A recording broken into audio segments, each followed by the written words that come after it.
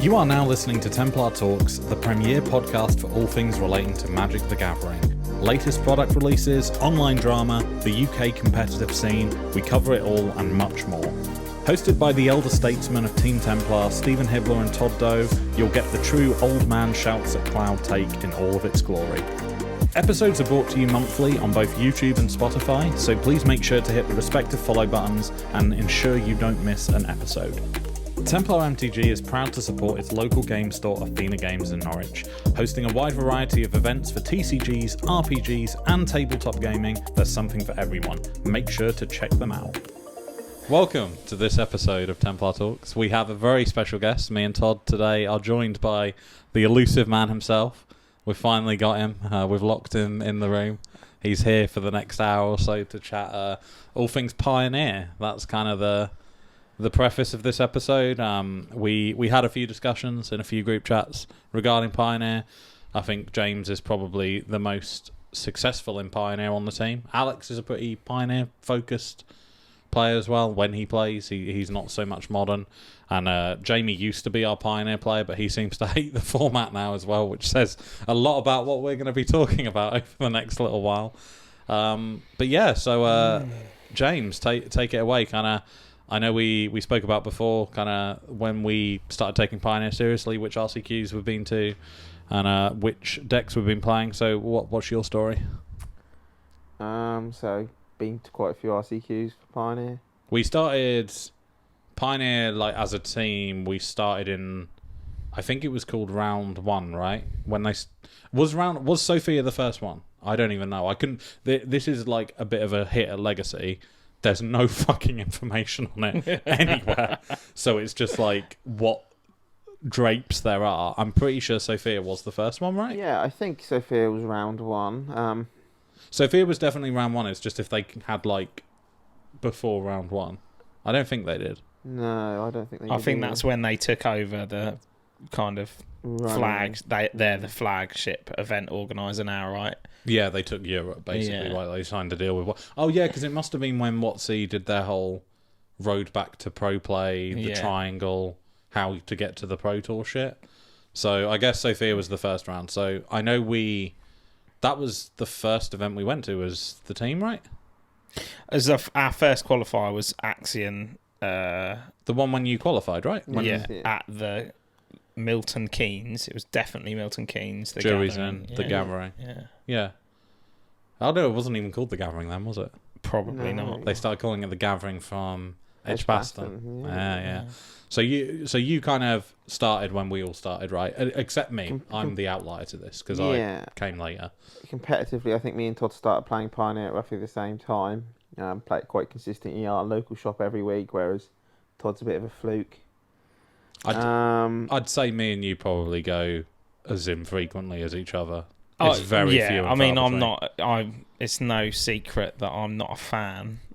I think actually Ian made the joke when it was the week before the season turned to Pioneer for the round 4 for Lille. All of us showed up to Pioneer that Tuesday, the week before, played one just to play one, Tuesday, and then we're never coming back again. Never again. But yeah, you play fairly regularly, right? Yes. So I managed to qualify for the first season, but sadly was unsuccessful for I think season 2 and season 3.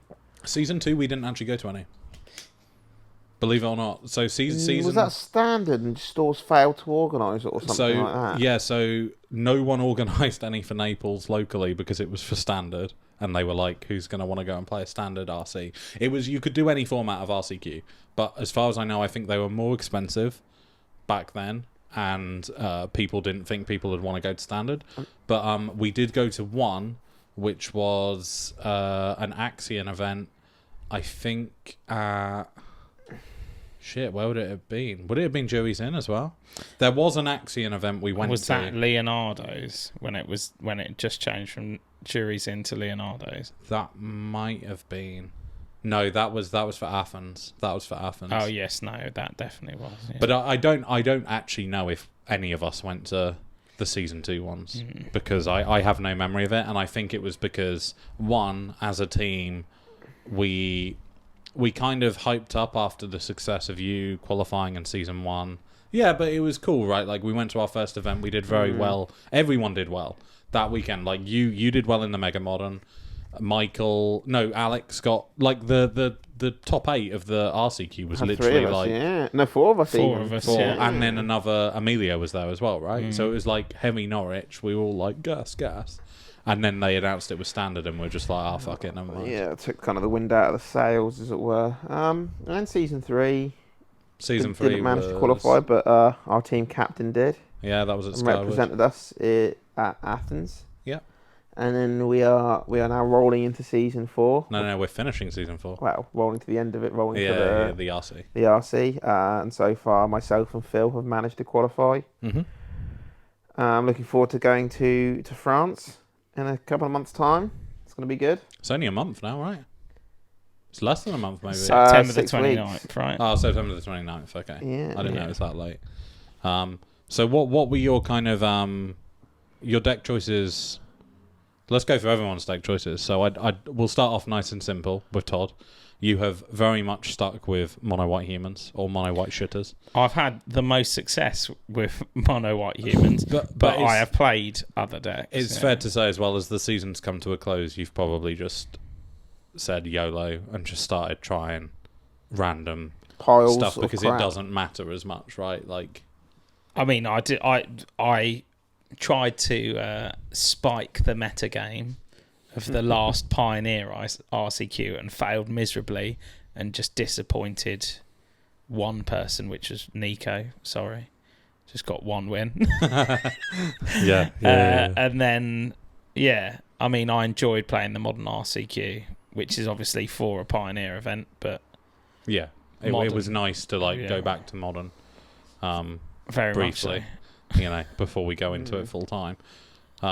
So to follow on from that, I didn't even do any RCQs until round 3. Yeah. And I didn't play any until after the Pro... Oh, yeah, obviously. So it would have been the round 2 Pro Tour. No. Because the Pro Tour of round 2 was Pioneer, even though the RC season was standard. That makes sense. So when Reed Duke finally won his, I picked up the list that Benton Madsen was playing and played that at every event, I think. Yeah, that was Green White Auras, wasn't it, Stephen? Yes, literally Benton's list. Like, no changes at all. I bought all the cards to change it. Didn't. Like, the blue card that got the Cryptomancer, I think it was, that got printed. Picked up Phoenix, played it at a couple of Pioneer nights at Athena and absolutely despised the deck. Then picked up Spirits, or I had Spirits. That was my first Pioneer deck that I used on a Tuesday. Didn't really like mono blue, and then changed it to the blue-white version and enjoyed it a lot more. It's a lot more like Merfolk, so that's always a win for me. Spellqueller's a hell of a pickup. Right?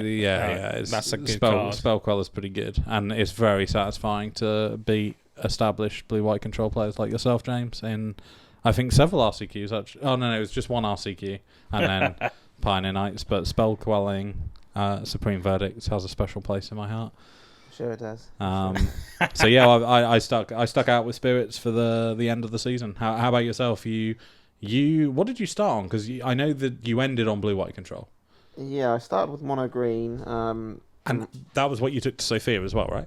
Yeah, so I qualified with blue white and then took mono green to Sophia. You qualified with Esper, right? A little slight splash, but yeah. It's still, that was your spicy brew. You should take credit for that, right? But how many attendees were there when you won with that? 64. Oh, good. So proper tournament then. Mono green was the hotness at the time coming out of Brothers War. Hang on, did you win the 64 place one with Esper? Yeah. Really? Well, that's wild. I'd forgotten that. I thought you'd just gone to some that was net when, deck or whatever. How many? That was the one where jury. Yeah, okay. Yeah. That's the one where I came second. Okay. Yeah. Quite unquote. For context, because I know we've mentioned it before, Todd couldn't go to Sophia. Yeah, so I couldn't go. The final was a non-event, basically. Yeah, I did get to beat him with mono white humans. We did play it out on the next Tuesday though, and I was favoured. Yeah, you were. But no, I remember that because you were testing a lot with that list to get the right, variants of cards in there. So yeah. So I went with mono green. I didn't do too great in Sophia. It's almost like when you change deck at the last minute and it all I goes didn't wrong. change the last minute. I Oh yeah, quite I know. a lot for I know, 3 I months know. heavily beforehand. I know. And then what was it that qualified you for Lille when you went back to it? Sorry. Well, for season 3, I didn't manage to qualify, but I played Rakdos for the entirety of that season, which is a good, solid, strong choice of an aggressive deck. Mm-hmm. And then for season 4, managed to qualify for Lille with good old blue-white control. Hey. Old faithful. I will say as well. There were a lot of good players, if I remember correctly, for season or round 3 that did not qualify with Rakdos. So I know Charles was on Rakdos the whole season and he didn't go for that one. I think Rocco was on Rakdos and he didn't qualify with Pioneer. Jamie was on Rakdos, always kept getting positive results but never taking always it. Make top 8 but never close it. I mean, let's be honest, people, those headline decks, right? People bring the sideboard that beats the decks that are in the metagame, right? So when you bring like mono white humans got significantly worse. Like I was one of 2 players in round 1 who was playing mono white humans. In that 64 man, there was 2 mono white humans players. We both made top 8, me and Andrew from Scotland. And then everyone was like, "Oh, mono white humans is taking down quite a few players." So suddenly it's on everyone's radar. Doesn't perform as well on the next RC. Yeah, it's always the more popular a deck becomes, or the larger. So when everyone's becomes, the less successful it is because it has the hate targeted towards it. I think as well that was what really showed in the last Langdon RCQ was no one at Langdon had played Boros Convoke, and then 2 people showed up with it and did pretty, or was it only 2 people showed up with it and one got to quarters, one won it.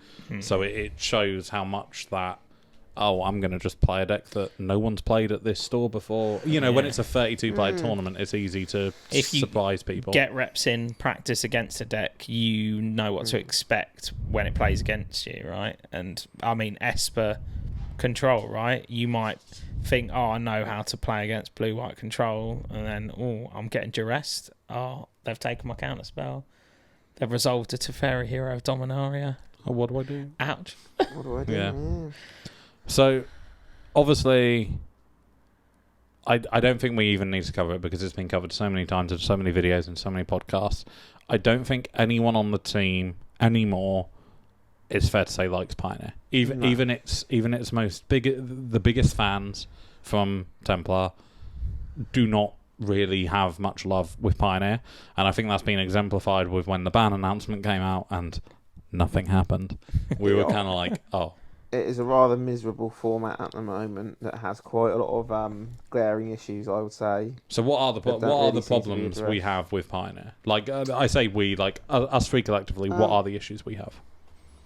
I think someone ran some numbers on it and with all the Magic Online data and found that if you won the die roll, you're 80% likely to win the match.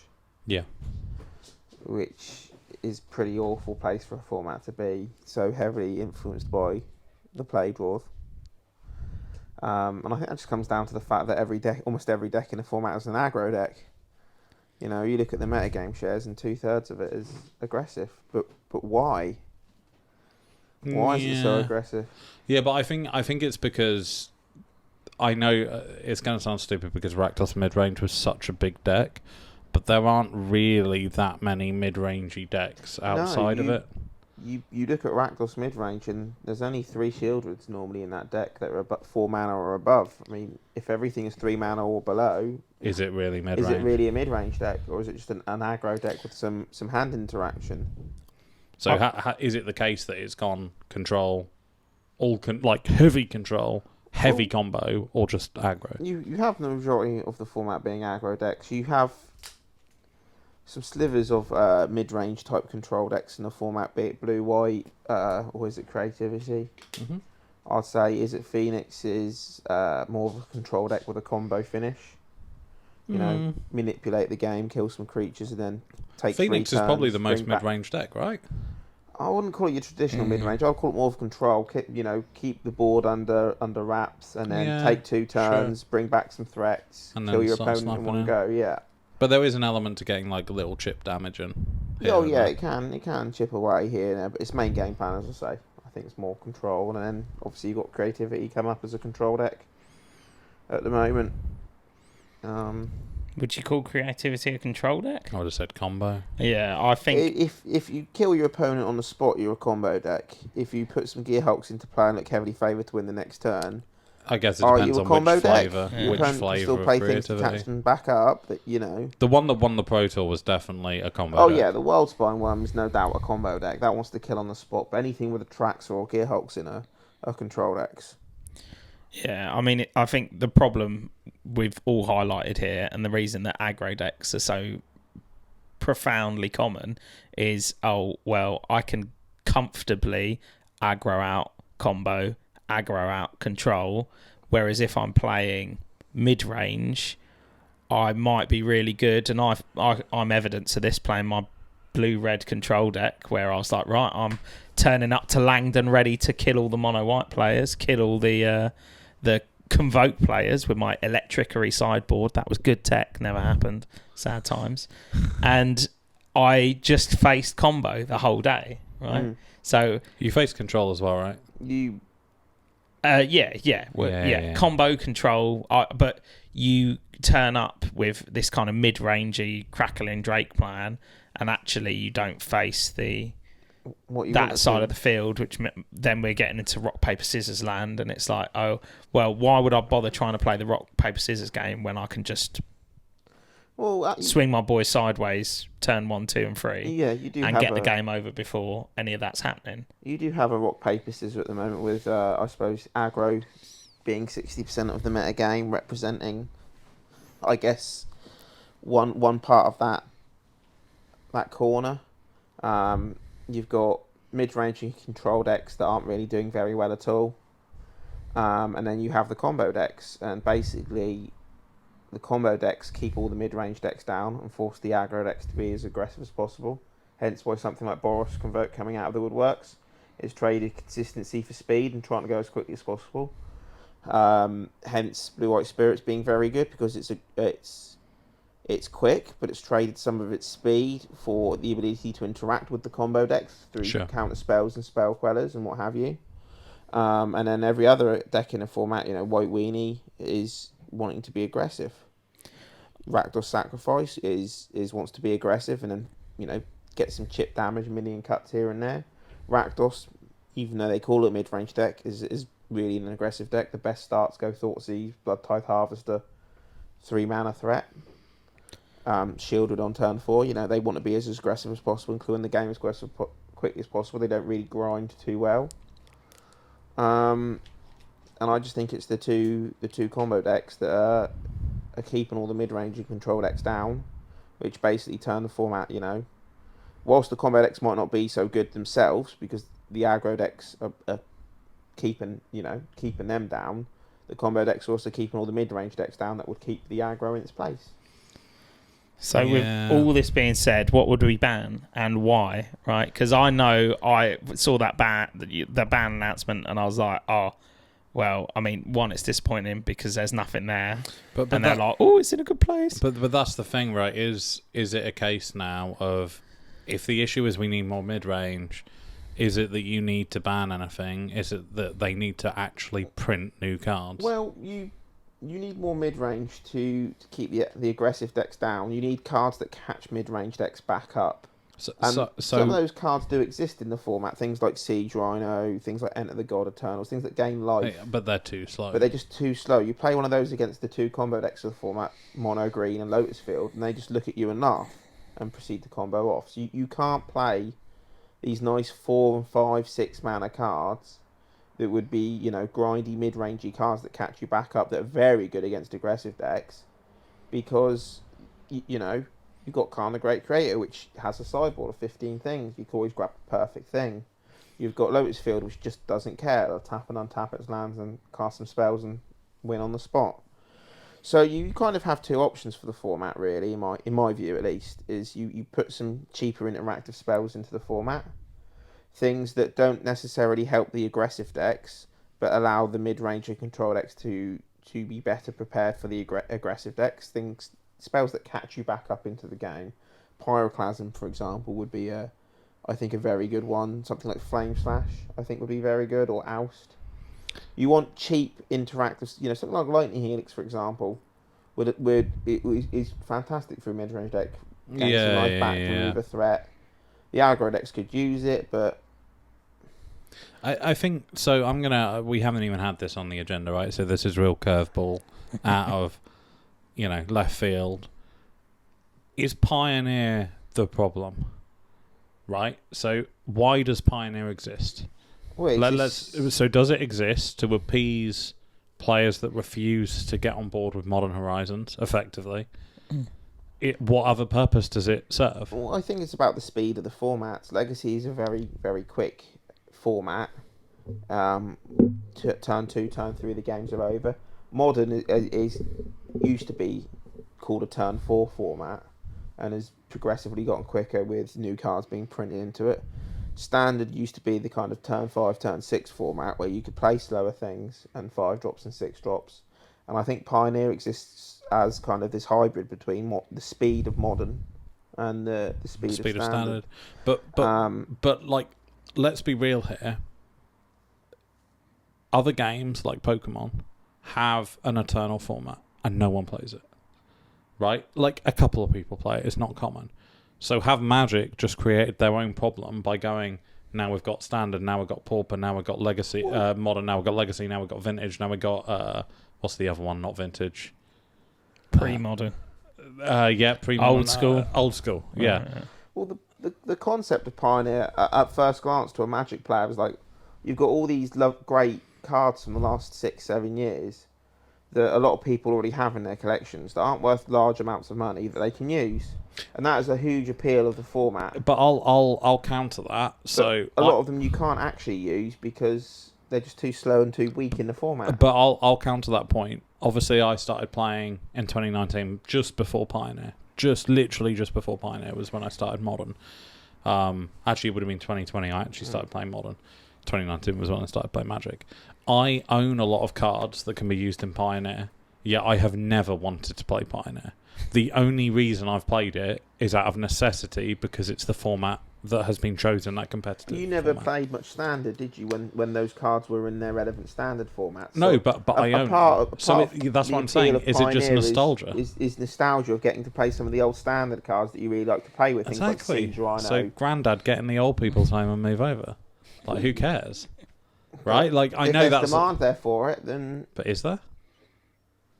I think there'd be a lot more if the format was in a lot better of a shape. Yeah, but that's what I mean. So, like, if you need the format to be significantly in a better shape, are the players there? Like, I don't know. I think the players will come to the format once it's changed. And my argument for changing is at the moment we have a rock, paper, scissors between aggressive decks, the 2 combo decks, and either control or mid-range. And let's say the perfect thing happens and they solve Pioneer and it's the most fun format to play. Why do you play Standard or Modern? This is the problem with 3 formats. Like, 3 popular formats. I'm discounting Legacy and all the others because they're not that played, right? These are the 3 premier Magic formats. They're the ones that are used by Wizards as competitive formats. Standard is all but dead, though, basically. Yeah, it's exactly. online only. No one wants to play it in person, so you do need an introductory, cheap-ish format for new players who want to physically play paper Magic. But Pioneer's to too get expensive. Into. Pioneer is well expensive.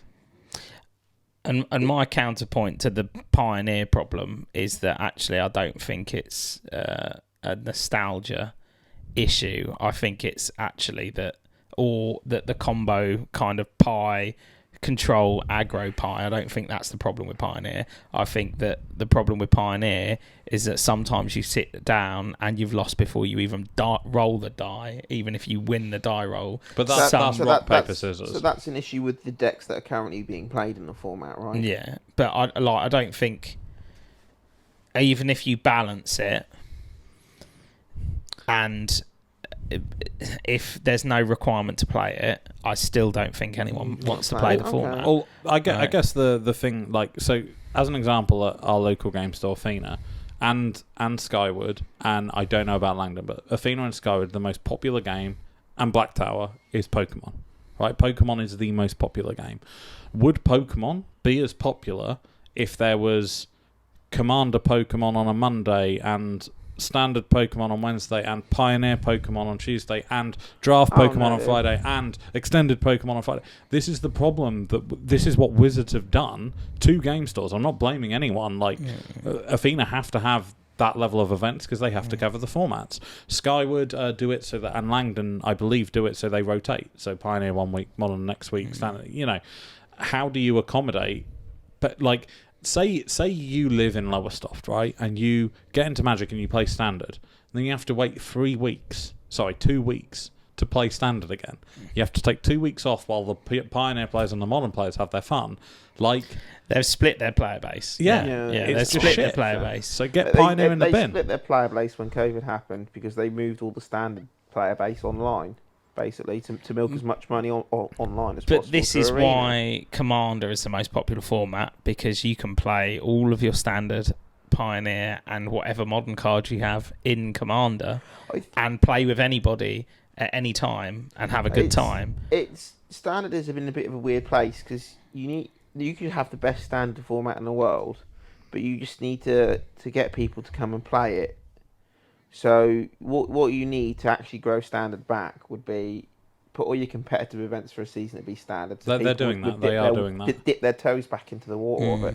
And then actually, 2 or 3 weeks into games played, realise that the format's actually going to be good, not, and fun to play, and then you'd get people hooked back again.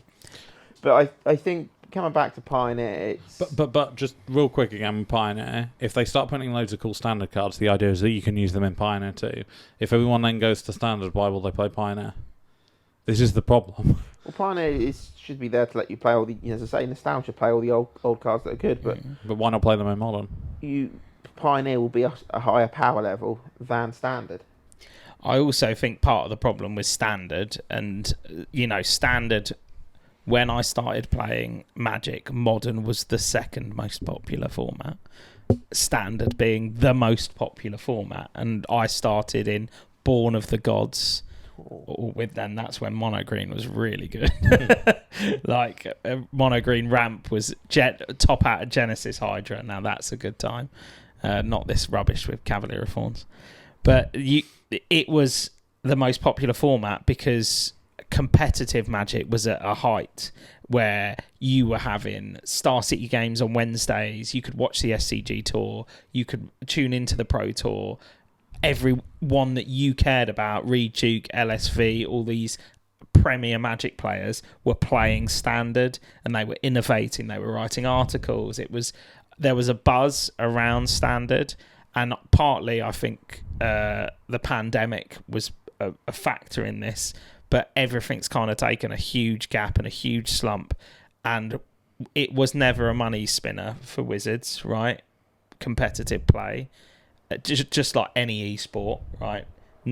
No one really is that interested in, like, League of Legends, or what's the other one that was the RPG? Not the RPG. The RTS. StarCraft too, yeah. Right, it never really made any money. It was just for entertainment, right, purposes, and it was a bit of a money sink.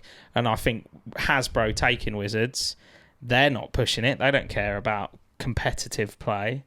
I mean, it's not even being run by Wizards anymore. It's being they're farming it out. So outsourcing it, yeah. The only way that we start to care about Standard again is if there is a carrot on the end of a stick, right? I think that's just the thing, though, right? It's just too many formats.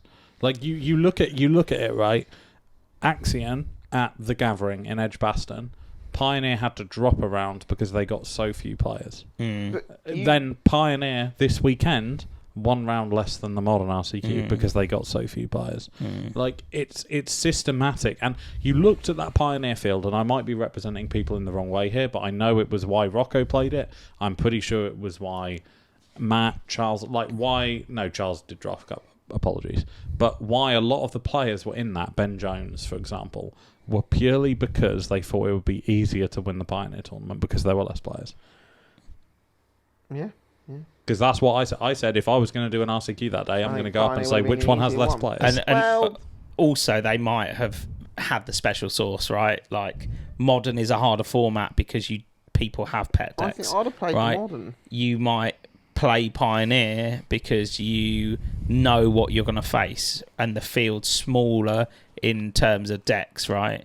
Like, you sit down at Modern and you could play against some wild decks. That people Mill literally qualified, right? I hope that's on the agenda because I'd love to shout out. We'll come back to that. Sorry. I don't know. I just think Pioneer is just this really kind of awkward place. I mean, Modern started out in a very similar way. It started out there was just Standard, and then people wanted to play their old cards that they were nostalgic for, that were fed up with cards rotating out Standard and losing their value. So Modern arose from the ashes because of that, and Pioneer is in a very similar place where people want to play the older cards that they still have floating in their collection that they're nostalgic for. But I think that's the thing, though. You've got two solutions for the same problem. I think that's a really good point. But Modern now, the Horizon sets is no longer a format where you can play the older cards you're nostalgic for. You can't play the Dark Confidence and the Tarmogoyfs that you're nostalgic for because they're just not good enough. You can't necessarily play the nostalgia, no, but you can play old cards. Like, you won't do well with them. I disagree. Like, Burn is still incredibly good and hasn't had an upgrade in God knows how long. I think it might be... it's a good point, right, that Modern rose at the ashes of Standard.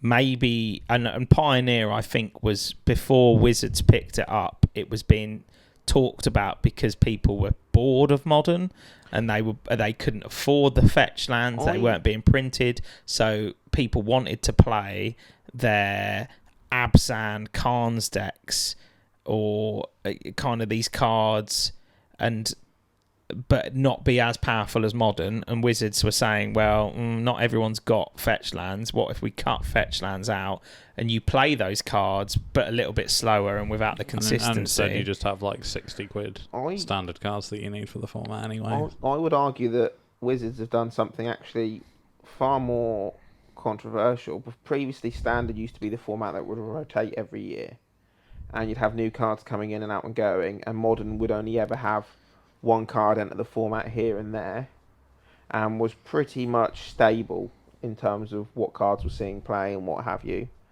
And then obviously since the pandemic has happened, Modern has now become this rotating format with Modern Horizon sets or Modern Horizon 3 coming next year, where you could almost argue that has now become the just an expensive format. Standard of rotating format, and Pioneer is going to be the format that was the old Modern, where the format is pretty much defined, and you have one or two cards in Standard sets sprinkled in every couple of years that will enter and actually do anything in the format. Are all the people complaining just remembering a bygone era that doesn't exist, in that most of you Magic Boomers, and I'll include you both in this, you've played way longer than I have, even though I'm older than you, James. Is it that you're romanticising about something when you have that format now? You have the stale shit format that doesn't rotate and it's very boring and dull and the same decks come out every week and no one wants to play it. No, it still needs some variety in it. But I think no one wants to play it isn't because of the card pool that you can play in the format. I think it's purely because at the moment aggressive decks are 60% of the format. You win the die roll, you're 80% likely to win the game according to the Magic Online stats. I think it's because the format at the moment is currently rock, paper, scissors between aggro, combo and what would be control mid-range. And then that when I started playing Modern many moons ago, that was what Modern was. Modern was combo, and then people got bored of it. Twin and birthing pod decks. But people got bored of it, so they started rotating, right? And it was control, and people didn't get bored of Modern back then. Well, you said you said a minute ago that's why people liked Pioneer, because people got bored of Modern. Because Modern was stale. I think people moved into Pioneer because they realised that Modern at the time had been made into a rotating format. Maybe. But Wizards had that at the time with Splinter Twin and Birthing Pod, and then their justification was they wanted to remove the combo out of the format and turn the format from rock paper scissors aggro combo control into aggro combo aggro control mid range rock paper scissors. And I think if they do the exact same thing to Pioneer, the format would become a significantly better place. So where it mirrors previous standard formats of aggro control mid range. But again, to play devil's advocate, why do people like Modern? That's not rock paper scissors. There's combo, there's control, there's mid range, there's aggro. But the combo in Modern is a lot more. It's a lot more balanced between the rock paper scissors and Modern, purely because cheap interaction and free spells exist.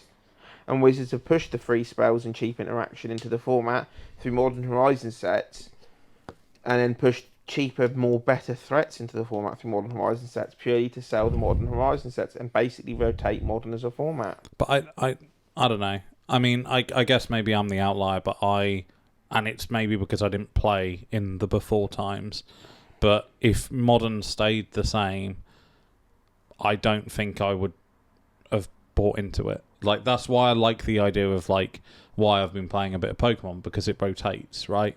I like Flesh and Blood because the heroes that are broken get taken out. You'd want to play Standard where it rotated more than Modern where it didn't. Yeah, I liked Standard. When I first started playing, I enjoyed Standard because it changes. It's like you get the variety. But like you got to remember back in the olden times, 80% of back in the before times, 80% of the events, the RC events and all this lot were Standard, the format that rotated. Yeah. So Modern didn't rotate, the cards stayed the same, but you got to remember that rather than having a Standard tournament every month or every 2 weeks, a Modern tournament came up every 3 months.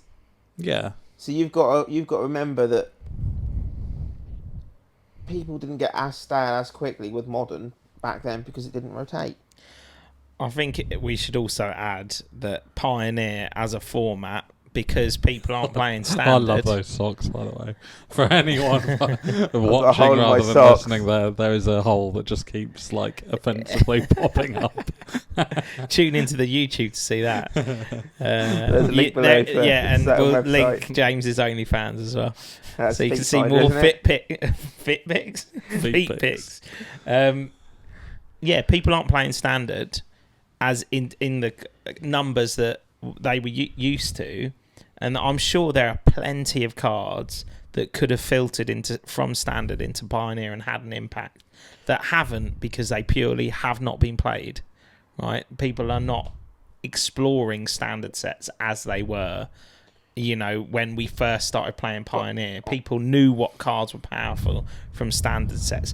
I couldn't even tell you any Standard deck from the last 4 years. Shieldred deck. Yeah, I know. No, but those cards know cards when you read Standard them, sets, right? Yeah. It's not there. That's not the same, right? But we all know what cards are pushed. You know, Fable of the Mirror Breaker has a lot of text on it.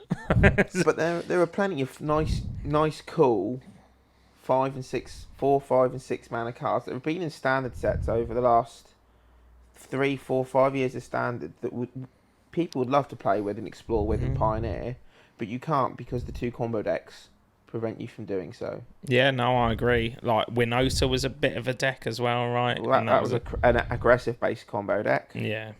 But as I say, so many, over the last 5, 6 years, 4, 5, 6 mana cards that I think would be really, really good if they saw play in Pioneer, and the format I think would be really, really healthy if the combo decks didn't I just think I know I threw it as a bit of a curveball earlier, but I do really believe, and it isn't to say Pioneer is the problem. It kind of is, but I think there's too many formats. Like, there are too many formats, and it splits the play base. And think of how tilted, and this is no shade on Axion, I think their events are amazing. Think of how mad all the players are going to be that have finally got a legacy tournament that they can go to, and it clashes with Modern that's an RCQ. The biggest Modern RCQ in UK history post-COVID, right? I think it's a bit of a but I want to play Legacy, but I'm not going to because I'd rather play an RCQ. Yeah, no, I wouldn't rather 100%. play Modern. I'd rather play Legacy, but I'd rather play a tournament that gets me to go sure. somewhere, right? Sure. I do think there's probably some split between the Pioneer and Modern player base. I think a lot of it is to do with Modern players have more expensive decks. And I don't are think more the likely to cost pay is- £50-60 Dude, for the a tournament. the cost is nowhere near as much as Whereas people I think say it Pioneer is. players are more happy to spend £20-25 for a tournament. I think there's something to be said there. I would say that's the Pioneer players that don't like Modern. I think the Pioneer players that play Modern don't care about which one. They just pick Modern because they prefer think Modern. Pioneer would. I think just a lot of shake-up needs to happen in the format, as I've said. I think we just need to get rid of the combo. So you asked me earlier what I would ban if I could. And if you wanted to start off a bit easy, Khan. You'd go for Khan. You'd turn mono green Devotion into a big ramp deck, playing things like Ulamogs and Genesis Hydras and Voracious Hydras and that kind of payoffs, as it were, rather than just being oh look, I've got a Khan and all my mana with Nykthos, I've won now by looping all this stuff together. And similarly, you'd want to hurt the consistency of Lotus Field to slow it down to, if it combos off consistently on turn 4, slow it to turn 5 so that people can play more 4-drops in their decks. In which case, I'd go for Sylvan Scrying. But then, if you were to go gung ho and heavy on it, you'd just ban the 2 lands. You'd get rid of Lotus Field and you'd get rid of Nykthos because you can't interact with either of the 2 lands in the format. I don't think Lotus Field or Thespian Stage are a problem. I think I do. I think a Blood Sun Lotus Field deck would be cool and fun for the format, and it would allow people to play those 4, 5, and 6 mana cards you love so much. That's a double-edged sword, though. Strict Proctor, Blood Sun, couple of copy lands. Let me play my big stuff. It's no different from Nykthos. I think the problem is Hidden Strings and Pour Over the Pages. Sure, you'd want to take one of them. Yeah. I mean, but I don't think they will. I think it, and I've I think yelled this. Both out. I've yelled this from the rooftops for years now. Literally, at this point, years now. Pioneer will become Modern. Modern will become Legacy. Wizards will sweep Legacy 100%. Under the table and go, don't worry about the reserve list, it's fine now. Yeah, and that's what will happen. That is what they're pushing for. And then Modern Horizons will stop. It'll be Pioneer Horizons. Sure, 100% that is what they're going for. But yeah, I as I say, I'd love to turn Pioneer into aggro mid-range control as a meta game, as a format. So, and I mean, what we're looking for the ideal place here, we're looking for all 3 of those rock paper scissors to be 30% of the meta game, and then the last 10% to vary week on week based on what the new flavour is, what the meta is changing to. I don't think that has, at least since I've been playing, that's never existed in any format though. It's never been 30, previous 30, standard 30. formats that's existed. Maybe, yeah, but I'm just... Because the card poolers have been smaller and you get hype of different decks going at different GP weekends. And sure. These pros are on this deck and these pros think this is going to be really good for the weekend because this is, and you do start to get... It's not... Modern doesn't really have that because there are so many decks in the format and the decks are so expensive that people aren't really able to change the deck that they want to play for a weekend because the decks are so expensive. You can't go from deck A to deck B by dropping another £800. Can I just counterpoint there? But standard decks used to change decks consistently because the decks were 150, 200 quid each. People would go from one deck archetype to another one, jump between each weekend because they could. My counterpoint for like 2 or 3 sentences back was that you say expensive, right? I agree, Modern is an expensive format, but so is Pioneer. You could play. I know plenty of Pioneer players who have multiple Pioneer decks that would equal, 1 or 2 Modern decks, and I know Modern players, and I will shout out Smurfy, our YouTuber on Team Templar, who exclusively plays Zoo in Modern, and that is the only Modern deck he plays, and he barely owns it, never spent any money on it, and plays Modern every single time, and gets results. And I know Pioneer players who spend triple the amount of money he spent on Modern and play Pioneer all the time. So I agree, though Modern decks are expensive, you could play whatever format you want to play. And money's not an issue. So to kind of move on, because I want to talk about why we prefer the other formats, us, But in terms of the people that we know of, and obviously we're kind of speaking on their behalf, do we know any local players or players that we talk to a lot that play both Pioneer and Modern? Welcome to the sofa, Mr. Dog. That play both Pioneer and Modern, and would choose Pioneer over Modern? No. None? I think Jamie might be, maybe. I mean, Jamie, 4 or 5 weeks ago, probably. Or not even 4 or 5 weeks ago, round 1, there was plenty of players who were buzzing to play Pioneer and wanted to play Pioneer more than they wanted to play Modern. And come round 4, I think they wanted to play Draft and Sealed. Spot. Come here. Right. Sorry, we've got a dog for the audio listeners has invaded the space. But yeah, I think that's the case. Like, I know we have outliers in our local community that much prefer Pioneer, but they don't play Modern at all. And that's because Pioneers might be too expensive price point for them to enter. Potentially, and that's fine. But like, to put a name on it and to play devil's advocate with it, Neil, who's a big Pioneer fan, has started borrowing Modern decks and says he loves the format. So I think for me that just kind of like that says it all, right? If you go into it with open eyes and just play it for what it is, you're probably going to have a pretty good time. Yeah, modern is definitely a better format to play, but you've got to find the deck that you like that fits your personality and your characteristics.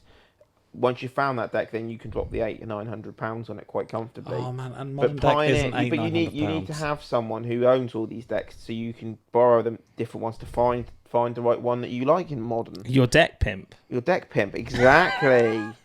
James was my deck pimp, coming from someone who I played in Born of the Gods. I sold out pre-pandemic because I was worried that we'd all die and never play Magic again, and I wanted to buy a gaming computer. And then that didn't happen, thankfully. We're all still here. You definitely bought the gaming computer. And Francois brought the gathering back to Magic, and now we're all able to play again. And my deck pimp here, Mr. Moneybags, with the whole of Modern in his back pocket, lent me Rakdos aggro, and I was shook, quite frankly, by the power of Ragavan. And then I bought Burn for the measly sum of £245 and started crushing the local metagame until I came across a Solitude and a Grief in combination. Thank you, James Bussey. And got touched enough that I started to buy, and now I'm back to being a deck pimp with all of Modern in my back pocket. It's one of them things where you just need to find the deck in Pioneer or Modern, especially because the price is so high that you like. And but I know you keep saying that. I don't think it's much more than Pioneer or Standard for that matter. I think what's funny is that in Modern you can play a Sheldred in your deck, one Sheldred. But if you want to play Pioneer, you better buy three or four Sheldreds. You want to play blue-white control in Pioneer, right? In Modern, you play 1 or 2 Wandering Emperors. Two or three. This is the thing. There's those cards, right? And I think that's the. I tried to make the point with the whole budget challenge thing with Modern, right? Like, I had so much satisfaction slapping you playing Murktide with 8 whack goblins that cost less than 70 quid or something. And it's like, you can do well with these decks. It's just people want to play the best deck. And I'll always take it back, right? Spot, come here. He's eating my leg. Let him eat your leg, he's fine. Don't eat my face. Well, the problem is, right, it's like everyone sees the best Modern deck and wants to play it. At the end of the day, everyone sees a Ferrari and wants to drive it. That doesn't mean we're all going to be driving Ferrari. Spock. Again, for audio listeners, the dog is becoming very invasive. But so okay, sorry, that's too much of a tangent. Let's go back. Why is it then that we prefer the other formats? Because, like, straight up, my perspective is the variety. I will cut straight down the line here. It's because in Modern, the format is less defined by the die roll as Pioneer. There are more cards in Modern that catch you back up. The games are closer and less just completely one-sided.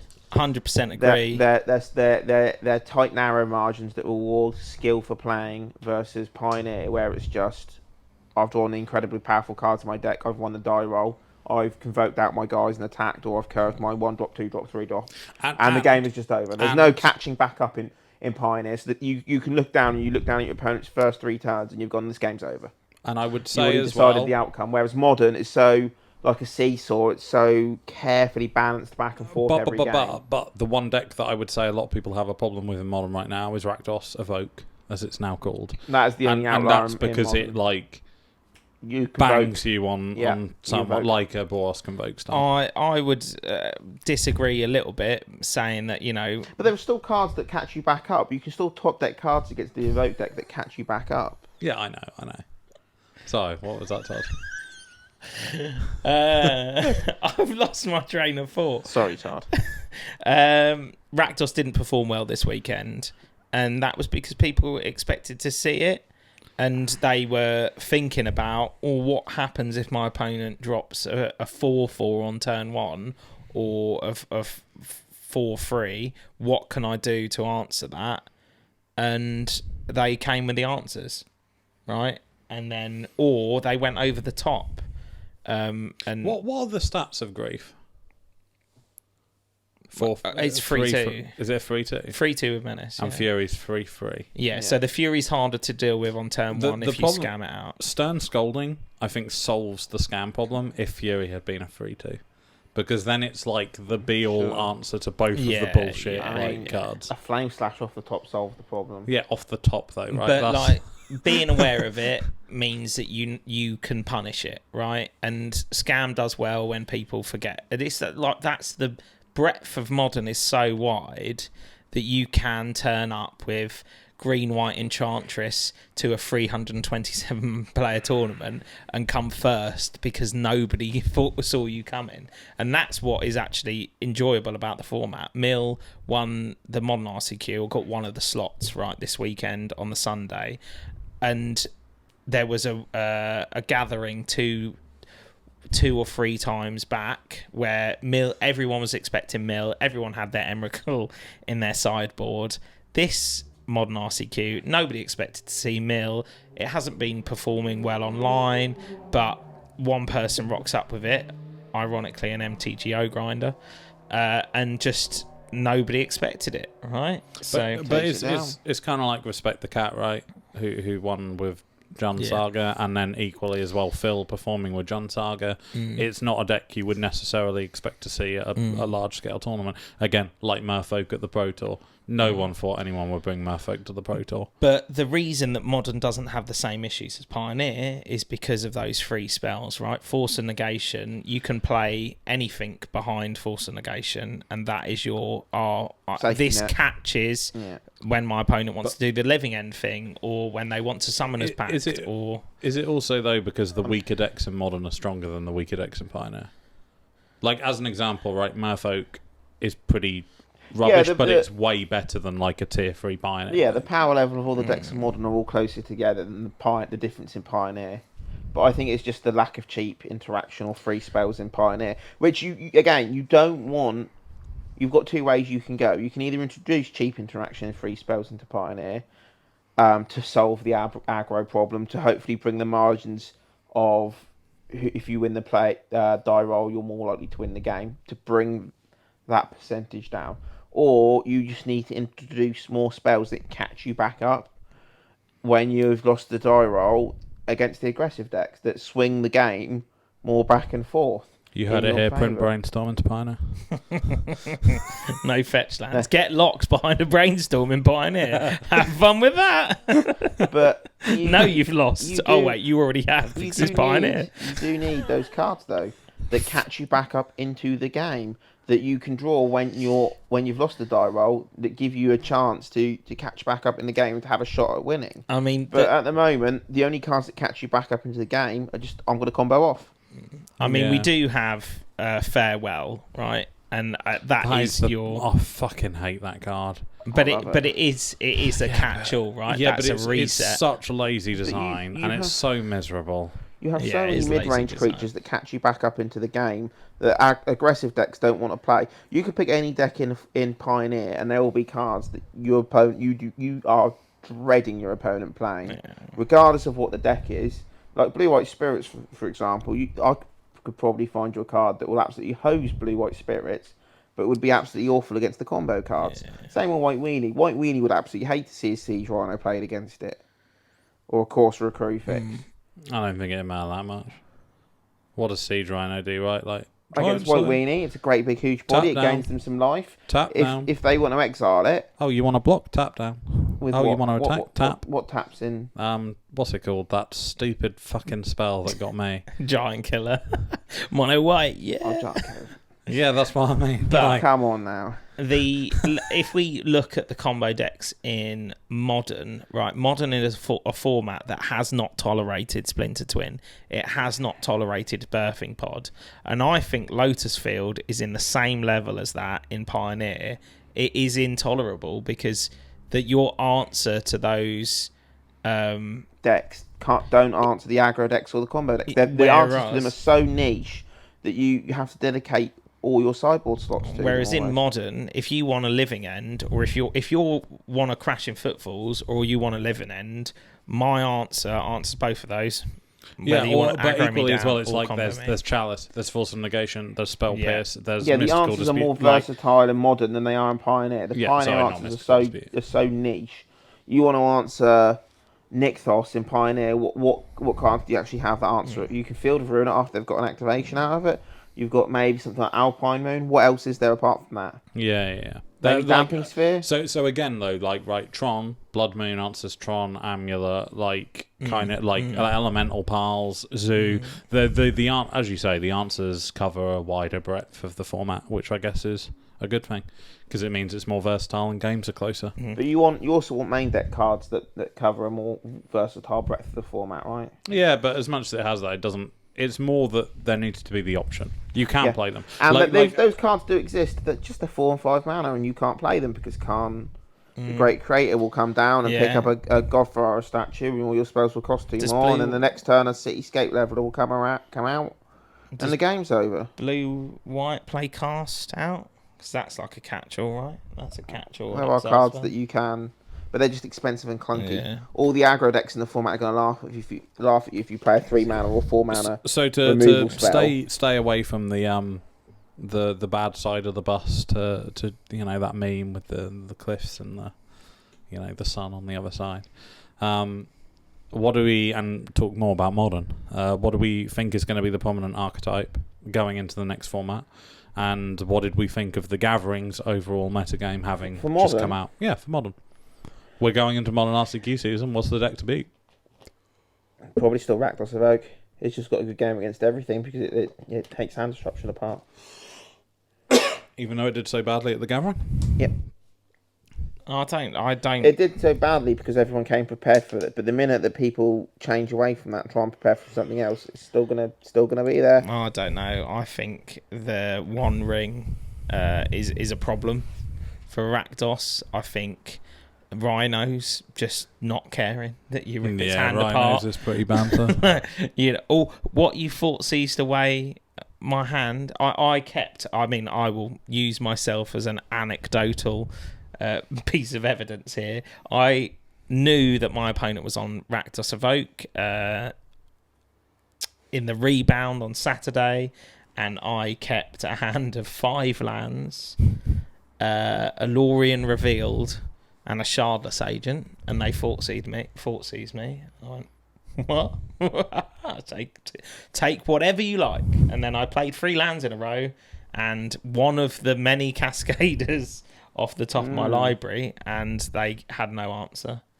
I mean, they griefed, and they took both things, and I just played tap land, Cascader. I think that matchup is good. I think it's probably 60-40 for Rhinos. I don't think Rakdos is the deck to beat.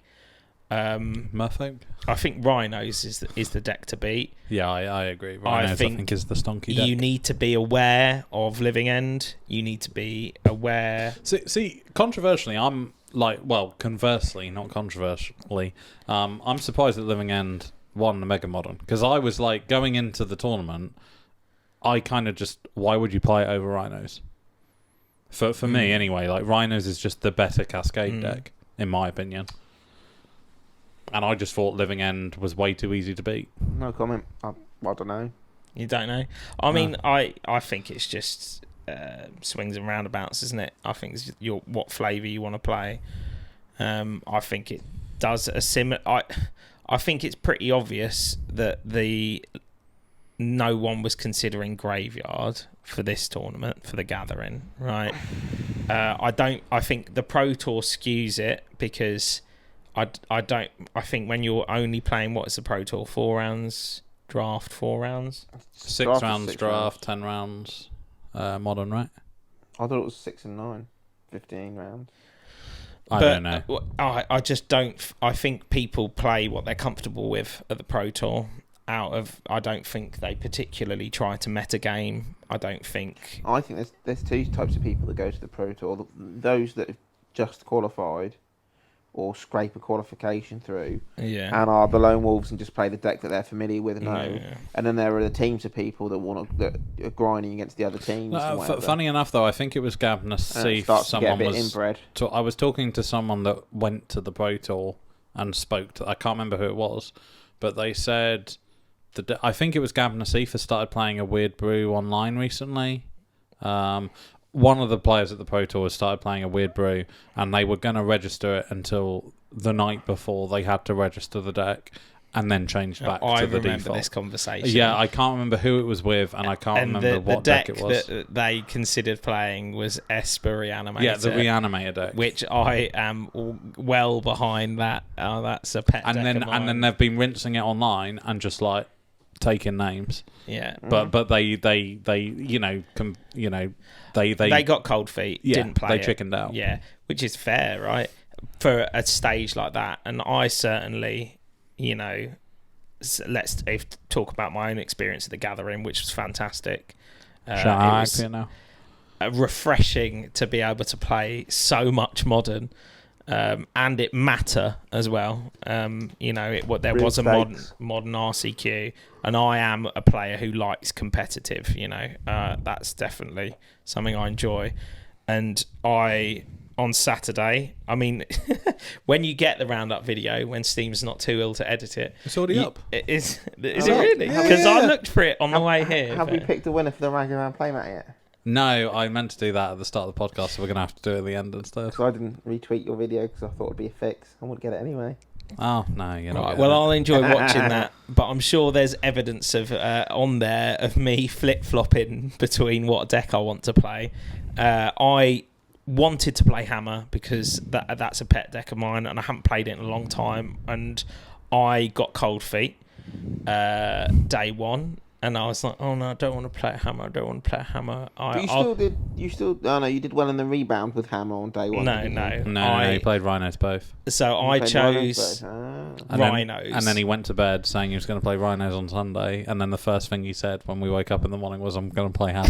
The epiphany, wasn't it? Yeah. It wasn't get out of the way. I've got a clip. It didn't actually make the video because the length was too long. But I've got a clip of Todd reading out Hammer's matchups, and basically the statistics, and every round is like, yeah, you're fucked. You're not going to win that one. Yeah, you're not going to win that Living one. End? No, you don't get to win against Living End. But that was obviously why you then woke up and chose Rhinos. You talked yourself out of it. Yeah, but the reason I played Rhinos, right, is because Rhinos is what I think James thinks Rakdos is at the moment, which is the deck to beat, right? You expect people to be playing, there to be some amount of Rhinos in the room. So I chose to be the Rhinos player. I went 2-2 in the main event because I didn't really... I hadn't played it for a long time, and I didn't really get what was going on. I made a pretty horrific misplay against a Lavinia where I evoked a Fury, which is the height of embarrassment. And then in the rebound, because I'd warmed up a bit, I just went 5-0 Clean cut. And it wasn't like 2-1 here, 2-1. No, it's like 2-0 you. You were taking names, weren't you, Todd? And I had my eyes on this rebound goodie, and I even played. I could have just ID'd the last round into the top 8 and, come wherever. Yeah, we both made top 8, the rebound, yeah. And you played a deck that you're familiar with rather than, what did you play in the main event? Tron. I played Tron in the main event. I was very familiar with Tron, but it's just miserable to play. But were you? And then I picked up Murktide for the rebound event with the new preordains in, and that the difference between the two decks is light and night. I will also say you did play the wrong Tron. And if you even look at everyone that did well, like top 8 the Axiom events, all of them had Khan Liberated. Murktide it's my new crack, baby. That preordain. Yeah, damn. But I think preordain's going to be huge. Like, though you own all of Modern and you're a bit of a deck pimp in that sense, I do think you flip flop too much, probably. I think you are a better control player than you are a Tron player or an aggro player, and I've never seen you play Burn. But I know you'd play it wrong. I bolt myself. As much as wrong as you can play it, right? But I think you've got the brain. We all have different punishing. mindsets and archetypes we all like to play. And we all got to find our what we enjoy. You did well with Murktide. You didn't do well with Tron. That doesn't surprise me. It's different strokes for different folks. You can't leverage your understanding of your opponent's deck with Tron. Because you've got one option, and that's play your sphere, crack your sphere, Sylvan Scrying, right? You can't really leverage that. It either does well or it doesn't, right? Whereas I know that you would have punished people with intelligent plays with Murktide, right? Which you can't really do. We are probably way over time as it is. So I hope you cut some of this. No, nothing. Toe picking. No. So to obviously come to a bit of a conclusion and outro. Firstly, thank you very much for coming on, Mr. Elusive Man. We're actually going to have some more videos planned with the Elusive Man. We're going to be taking a bit of a herald back to one of our childhood TV shows, stealing one of their segments and putting a magic spin on it. In addition to that, we also have a lot of events coming up. We're all going to be at all the modern RCQs. If you see us, ask for tokens. We have some Crashing Gurney's tokens that will be handed out. If we don't have a Patreon or donation link, but if you can subscribe, it might help us to get James some new socks. You can maybe reach out directly via email. There is an email below our sponsorship email. If you want to send us some money to buy James some new socks, then please feel free to do so. For the folks at home, Stephen, why do we have Crashing Gurney tokens? So, I actually... this is really off the beaten path, because I thought of a really cool idea we could do, right? Really cool idea we could do. So, obviously, we want to give all the players tokens, like one by one. We want to, all of the team members. Every team member wants their face will eventually get a token. Yeah. But except Michael. No, Michael will get one. But what I thought might be a cool idea is we could literally face people off, right? So, say we put 2 stacks of tokens at a table or whatever at an event. Obviously, we'd have to talk and see who has the most tokens requested, asked for, got. We track it over a season. And then there's like a forfeit or something like that. You know what I mean? Like, I saw some unhinged forfeits for leagues that I think we should start doing. So I'm just gonna win because Crashing Gurney's comes in pairs. Yeah. So like the best example, right? Like we go to the next gathering tournament, and whoever performs worse has to confess to a federal level crime and beat the charges. No, you see, I'd love to go to a big modern tournament and 4 or 5 of us all play the same deck, the same 75. Yeah, I think that's what we should do. And see who just does the best. Like we all walk up with Team of Rhinos, the exact same 75. Yeah, but the seating lottery changes that. You can't expect... But it's all about skill as well, Todd. And the most important bit, winning the die roll. If you want it to be authentic, and we'd need to all play the same deck against the same gauntlet.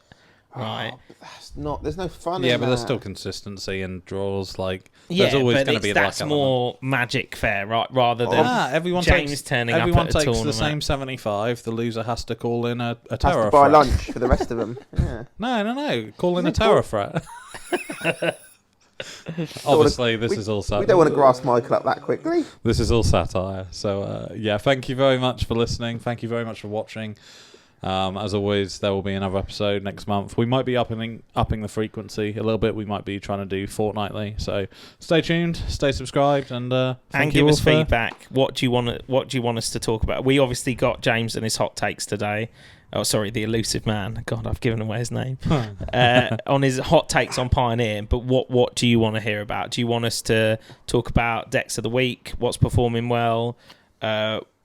More of the team members come in to talk about their successes. I know, we've got Rocco's been to Athens. We got Phil, who came second this weekend, and what his experience of that Second modern with a event terrible was. Deck. I mean, that's your opinion. No, that's Phil's opinion as well. He was like, this deck is awful. Why am I playing it? I mean, And it's came awful second. against Living End in the final. But you let us know, yeah? Feedback. Indeed. And, yeah, as always, thank you very much, and we'll catch you at the next one.